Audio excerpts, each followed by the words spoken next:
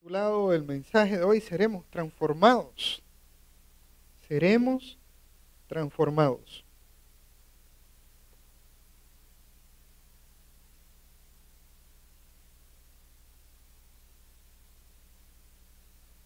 ¿Lo tienen ahí? Romanos 12:2, también está en la proyección. Dice así: no os conforméis a este siglo, sino transformaos por medio de la renovación de vuestro entendimiento, para que comprobéis cuál sea la buena voluntad de Dios, agradable y perfecta. Padre, ahí está tu palabra y pedimos que el mismo Espíritu que la inspiró la confirme en nuestros corazones. En el nombre de Jesús. Amén. Cada uno de nosotros tiene una extraña sensación de que no somos todo lo que deberíamos ser. Nos damos cuenta que en nuestras vidas hay cosas que tienen que ser cambiadas. Necesitamos ser transformados para llegar a ser todo lo que Dios quiere que nosotros seamos. Hay una gran verdad espiritual y esta verdad es que usted no seguirá siempre siendo lo que es ahora. Llegará el día en que tú vas a ser mucho mejor, depende de los compromisos que tomes ahora, o vas a ser mucho mejor.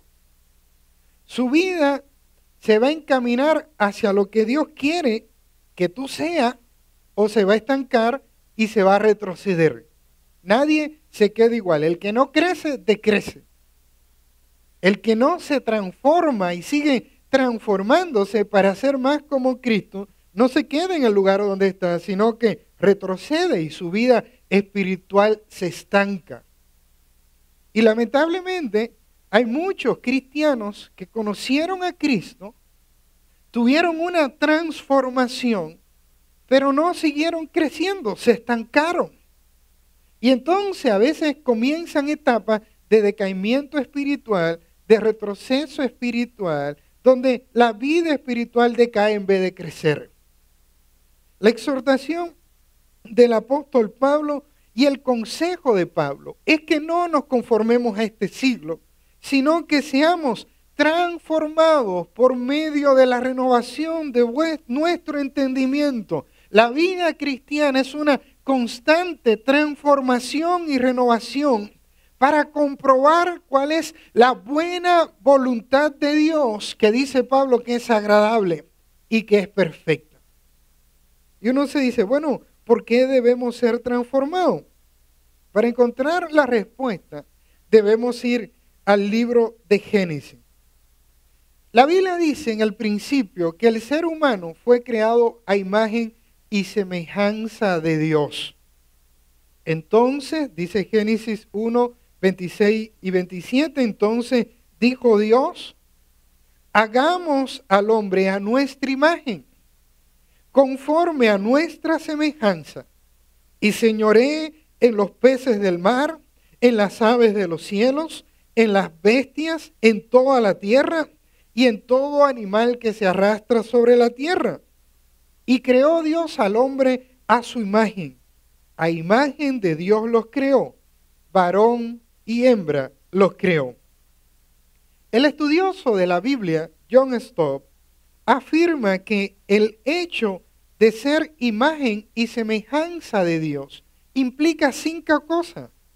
La primera cosa es que tenemos la capacidad de pensar, porque somos a imagen y semejanza de Dios. Tenemos la capacidad de elegir. Tenemos la capacidad de crear. Tenemos la capacidad de amar. Y tenemos la capacidad de adorar, de relacionarnos con Dios. Fuimos creados para una vida llena de significado y de valor.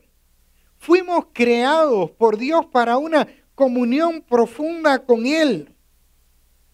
Dios nos creó para que seamos algo más de lo que somos. Fuimos creados, dice la Biblia, para una vida abundante, la cual se encuentra en Jesucristo.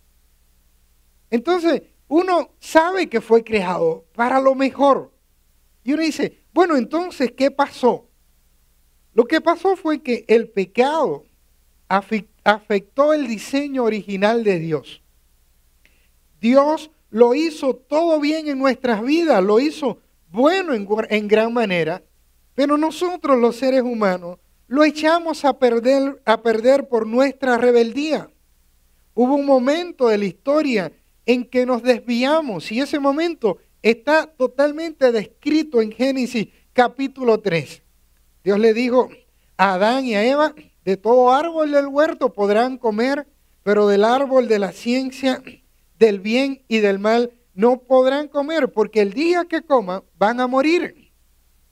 Y dice que la serpiente, que era astuta, se acercó a Eva y le dijo, así que Dios le dijo que no coma de ningún árbol. Y Eva le dice, sí, podemos comer de todo. Solamente dijo que no comiéramos del árbol de la ciencia del bien y del mal, porque vamos a morir. Y dice la serpiente, mentira. Lo que pasa es que Dios sabe que si ustedes comen de ese árbol, serán como dioses. Entonces dice que fue agradable a los ojos de Eva, comió, le dio a Adán y vino la vergüenza. Dios se acercó del cielo y le dijo, Adán, Adán, ¿dónde estás tú? Y ellos se escondieron porque tuvieron miedo y después se culparon uno a otro.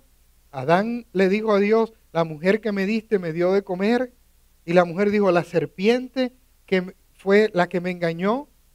Y empezó toda una historia de tragedia a partir del Génesis, capítulo 3. Ustedes lo pueden leer completo en sus casas. Todo se complicó porque en aquel huerto elegimos el pecado antes que la santidad. Y todo se complica hoy cuando nosotros elegimos el pecado antes que la santidad.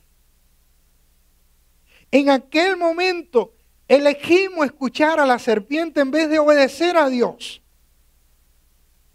Y todo se complica cuando en vez de obedecer a Dios, escuchamos otras voces que no vienen de Dios, que desvían nuestro enfoque y nuestra atención para sacarnos de la voluntad de Dios. Todo se complicó. Porque allí en aquel huerto se instaló el temor en el corazón. El primer sentimiento después de la caída fue, oí tu voz en el huerto, le dijo a Adán, y tuve ¿qué cosa? Miedo. Hasta ese momento no habían sentido miedo, pero a causa de la rebeldía se instaló el temor y también la vergüenza. Se escondieron porque estaban desnudos. En aquel lugar, la imagen de Dios en nosotros fue empañada y cubierta por la suciedad del pecado. De aquel huerto fuimos expulsados. Dice la Biblia que fueron expulsados Adán y Eva del huerto y hubo serafines para que no pudieran regresar. De aquel huerto fuimos expulsados y allí es donde anhelamos volver. Todo se echó a perder en Génesis capítulo 3, en el huerto del Edén. Una de las grandes obras de arte del mundo occidental es la Piedad de Miguel Ángel. Es una estatua de mármol que representa a María sosteniendo angustiada el cuerpo de Jesús crucificado. Miren ahí la imagen, la estatua. Hace varios años un nacionalista fanático se abalanzó sobre esta obra de arte y casi la destruyó por completo con un mazo. Empezó a darle.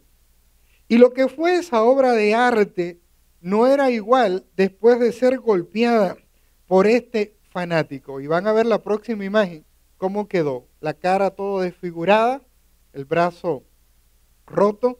Toda la obra de arte fue desfigurada por este fanático. Y uno dice, ¿por qué, pastor, usted nos presenta eso? Porque esto es una imagen de lo que pasó en el Edén. Todos nosotros todos nosotros hemos sido golpeados por el pecado. Para poder ser lo que éramos antes, necesitamos ser restaurados. Todos nosotros nacimos con la herencia del pecado en nuestras vidas y en una sociedad afectada por el pecado. Cuando Pablo dice, no os conforméis a este siglo, es porque la sociedad en que vivimos y sus valores son contrarios a los valores y al diseño original de Dios. Todo va en contra de lo que Dios quiere para el ser humano. Vivimos en una sociedad que aprueba y afirma todo lo que Dios condena. El pecado es como el fanático nacionalista que golpea a las personas y destruye la forma y la imagen con que fueron creadas, esa imagen de Dios. La mala noticia es que nadie escapa del pecado. La Biblia dice, por cuanto todos pecaron, están destituidos de la gloria de Dios. Y es por eso que necesitamos ser transformados para llegar a ser lo que Dios quiere que nosotros seamos. ¿Podemos ser transformados? Es la otra pregunta. Gracias a Cristo, sí podemos. Bendito el Señor. ¿Cuántos dicen amén? Gracias a Cristo, sí podemos. Y no solamente que no es que sí podemos, sino que debemos. La posibilidad de la transformación es la esencia misma de nuestra esperanza. Seremos transformados.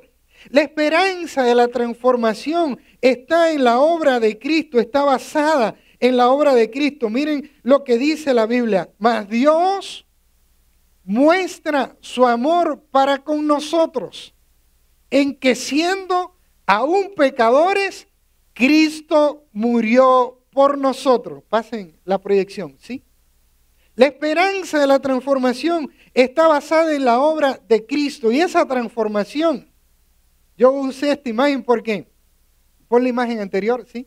Esta imagen es como esa mariposa, ¿no? Que primero es un gusano, se envuelve en un capullo y de ahí va siendo transformado para convertirse en una preciosa mariposa.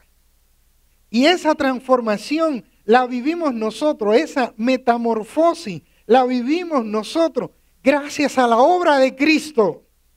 Porque la Biblia dice, mas Dios muestra su amor para con nosotros, en que siendo aún pecadores, Cristo murió por nosotros. El Dios que nos creó no se quedó con los brazos cruzados. Él tuvo misericordia. Él elaboró un plan. Él nos mandó del cielo un Salvador. Ese Salvador es Jesús, el cual pagó en la cruz del Calvario nuestro pecado y nuestra vergüenza. Allí en la cruz, la mancha fue quitada y las tinieblas dispersadas. En ese lugar se abrieron las puertas del cielo y se abrió un camino de regreso a la casa del Padre. El lugar de donde nunca debimos haber salido. Se abrió un camino de vuelta al Edén, al lugar del encuentro con Dios, a la casa del Padre. La estatua de la Piedad de Miguel Ángel, después de ser destruida, los artistas del Vaticano pudieron hacerla de nuevo, casi en un estado casi perfecto. Los turistas que la visitan cada año no ven la estatua destrozada, ven una estatua restaurada conforme al diseño original. Y al pensar en esto me doy cuenta de que el Dios que nos creó es el buen artesano, el buen alfarero que trabaja en nuestras vidas y nos va transformando para que nosotros, gracias a Cristo, podamos recuperar su imagen y su semejanza afectada por el nacionalista fanático del pecado que ha golpeado nuestras vidas. Seremos transformados. La transformación comienza cuando nos convertimos. La Biblia dice, de modo que si alguno está en Cristo, si alguno se arrepiente del pecado, porque la paga del pecado es muerte, mas el regalo de Dios es vida eterna en Cristo Jesús. Y cuando uno se arrepiente del pecado, le pide perdón a Dios por el pecado, abre su corazón a Cristo, el pecado es perdonado. Cristo viene a nuestra vida y estamos en Cristo. Y dice la Biblia, de modo que si alguno está en Cristo, nueva criatura es, las cosas viejas pasaron y he aquí todas las cosas son hechas nuevas. Somos transformados y estamos en Cristo. Bendito el nombre del Señor. Cuando estamos en Cristo, cambiamos nuestra forma de pensar, nuestra forma de entender las cosas, los ojos se abren, comenzamos a ver una nueva realidad espiritual que antes había sido vedada por el pecado.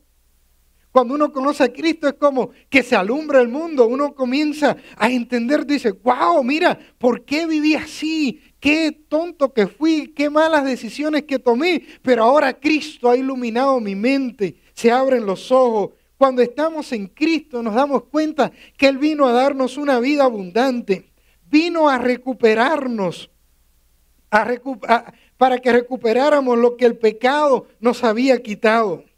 Cuando nos encontramos con Cristo, encontramos la vida plena. Jesucristo dijo, yo soy el camino y la verdad y la vida, y nadie viene al Padre si no es por mí. Cuando nos encontramos con Cristo, encontramos el camino de vuelta a la casa del Padre, al Edén, de donde nunca debimos haber salido. La transformación es el proceso que necesitamos para llegar a ser como Cristo. Dice la Biblia, para que comprobéis cuál sea la buena voluntad de Dios, agradable y perfecta. Cristo vivió siempre en el centro de la voluntad de Dios agradable y perfecta. Él nos mostró que esa buena voluntad es bendición a nuestras vidas. Él nos enseñó cómo es la naturaleza humana sin ser afectada por el pecado. El camino de la transformación es fundamentalmente llegar a ser como Cristo. Esa es nuestra meta como cristianos. El apóstol Pablo en Gálatas 4:19 oraba a Dios por los Gálatas y dice, hijitos míos, por quien vuelvo a sufrir dolores de parto. Dice, para que Cristo, hasta que Cristo sea formado en ¿quién? En vosotros. Él oraba y clamaba y sufría ese dolor de parto para que Cristo fuera formado en la iglesia de Gálatas. Y es el mismo clamor para que Cristo sea formado en cada uno de nosotros en Templo Bautista de South Houston. La meta de la transformación es vivir permitiendo que Jesús tenga el control total de nuestras vidas. Es aprender a mirar como Jesús miró, a pensar como Él pensó, a sentir lo que Él sintió, por tanto a hacer lo que Cristo haría. Esa es la meta de la transformación. El camino de la transformación es un proceso, no es instantáneo, no hay atajo, lleva tiempo. Se necesita compromiso y se necesita ejercitar la vida espiritual. Se necesita aprender disciplinas espirituales y ponerla en práctica. El camino a la transformación es un proceso. A lo largo de esta serie de mensajes vamos a hablar de esas disciplinas espirituales que nos ayudan en ese camino de la transformación para llegar a ser todo lo que Dios quiere que nosotros seamos.